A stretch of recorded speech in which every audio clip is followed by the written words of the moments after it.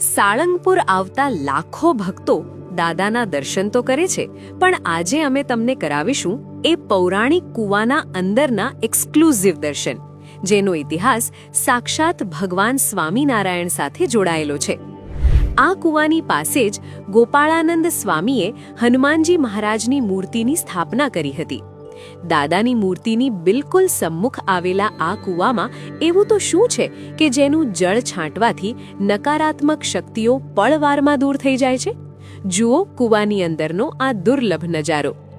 આ કૂવો માત્ર પાણીનો સ્ત્રોત નથી, પણ અનંત આસ્થાનું કેન્દ્ર છે. શાસ્ત્રી હરિપ્રકાશ સ્વામીના જણાવ્યા અનુસાર જ્યારે સ્વામિનારાયણ ભગવાન સાળંગપુર પધારતા ત્યારે તેઓ આ જ પવિત્ર કૂવે સ્નાન કરતા હતા. વર્ષ 1905માં જ્યારે ગોપાળાનંદ સ્વામીએ હનુમાનજી મહારાજની મૂર્તિની સ્થાપના કરી ત્યારે આ કૂવા પાસેના ટેકરાને જ પસંદ કરવામાં આવ્યો હતો, જેથી દાદાની નજર હંમેશા આ પવિત્ર જળ પર રહે. આજે 119 વર્ષ પછી પણ આ કૂવાનું મહાત્મ્ય અકબંધ છે.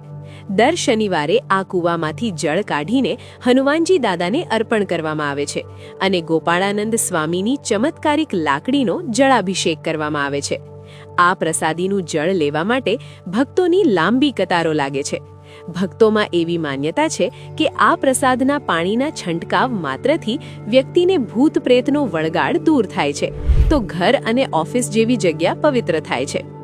હનુમાન જયંતીના આ પાવન અવસરે દાદાના ચરણોમાં રહેલા આ પૌરાણિક કૂવાના દર્શન કરીને ભક્તો ધન્યતા અનુભવી રહ્યા છે.